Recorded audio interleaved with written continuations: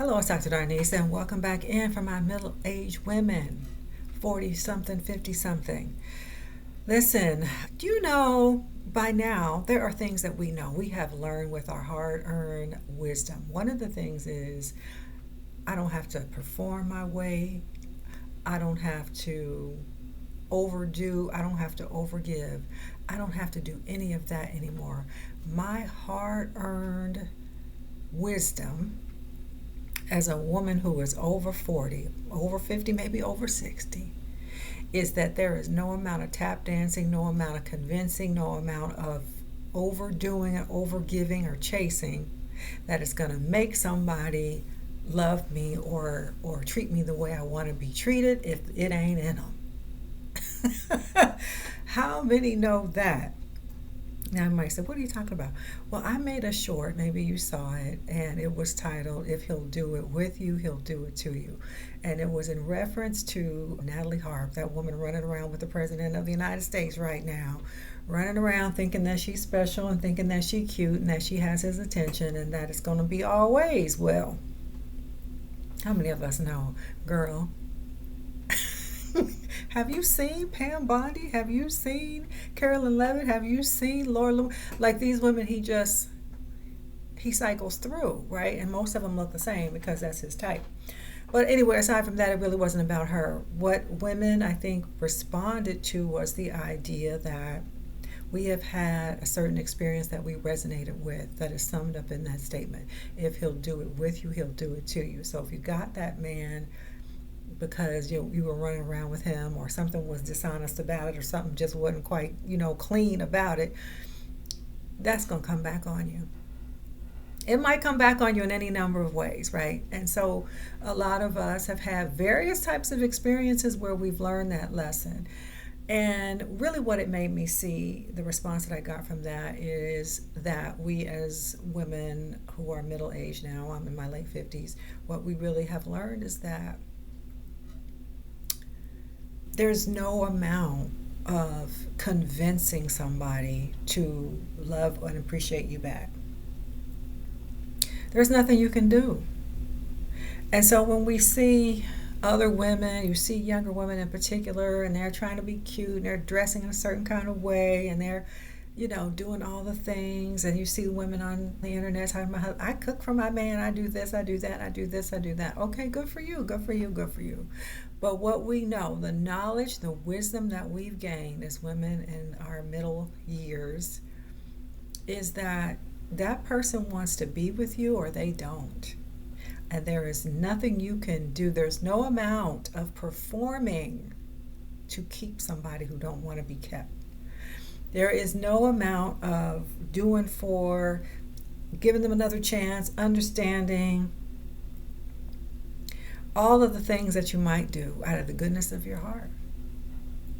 All of the things that you might do because, maybe it's a wound you have. It's a wound from childhood. It's a wound from previous relationships where somebody broke your heart. But you lived through it. You lived through it, and now you know that's not going to work. If I have to chase him, he don't want to be here. If I have to perform, he don't want to be here.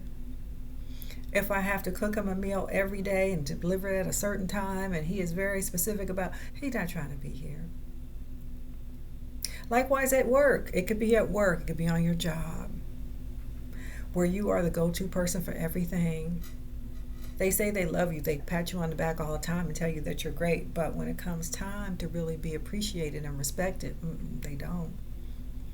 And so there you are, spinning your wheels. Spinning your wheels, performing, overdoing all the things, giving yourself away, wondering why people don't fully appreciate. So the wisdom that we have gained, I can take off that cape of overperforming. I'm not about to keep on giving and giving and giving until I lose myself. I don't even know who I am anymore. Some of my clients are women who are in this age range, I'll say primarily 45 to 60, who say, I've done all the things, I've done everything right, I've done everything I'm supposed to do, but somehow I don't have this, I don't have that, I don't have this, I'm not quite happy. And I don't know what happened because I did everything. My family counts on me to do everything, and I always show up, and they still don't respect me, or nobody turns around to see if I need anything. What's the problem? It's the overgiving. It's the overdoing. People get used to you in that role, and they're not going to switch it up. Why would they switch it up? You're the solution to their problem. I tell my client all the time, you are the solution to their problem. They have no reason to stop counting on you. So, over all these years of coaching, I wrote that book back there. You see 40 something. 40 something, 10 radical lessons for women on how to live and love without losing yourself. I wrote that because, well, it came from my own personal experience, but also the women who I was working with all the time, having these experiences of chronically overgiving and having nothing left, nothing to show. Performing, doing all the things, whether it be for a relationship, whether it be for family, whether it be for a job.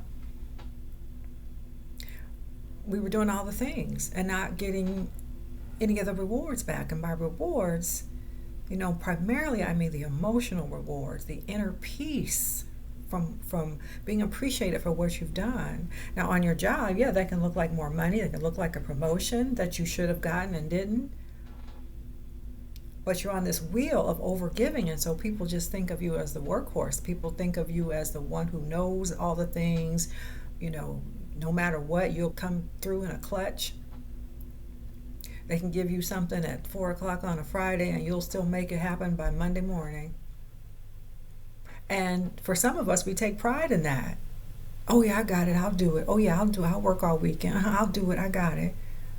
And then comes that point where you hit that wall of resentment. And that's when they end up calling me. They're like, I can't go on like this because I'm exhausted. I can't go on like this, I'm exhausted. I'm resentful, I'm angry, maybe sick, they've got some kind of illness, or they're just chronically exhausted. Here's where autoimmune disorders show up. Autoimmune disorders show up from that chronic overgiving. So here's what I want to say. There's a certain wisdom that we have gained. One of those pieces of wisdom is if he or they will do it with you, they'll do it to you. Secondly, I already know that if I have to chase it, if I have to perform to keep something or someone in my life, it's not for me. It's not my assignment. So I'll leave you with that. And I will say also, if you want to read the rest of those lessons from the book 40 something, I'm going to give you a link in the description, and so you can go and get a copy of the book. There's also a guide that I wrote for women like us who are in the reset phase. This phase of midlife here is all about resetting and deciding what we want next, because after you've decided what you're not going to do anymore, now it's time to focus on what you really want to do. So there's a guidebook to help you kind of clear out some old thinking and make room for some new thinking. So let me know, what other wisdom have you gained? What wisdom do you wish you had when you were 30, or you looking at, your daughter now, or your niece, young cousins who are, 20 to 35, and you just want to tell them that's not going to work out. Let me tell you how I know. All right, so leave some comments and let me know, what you're thinking about, what you have learned, what you'd like to hear me talk about some more, and bye for now.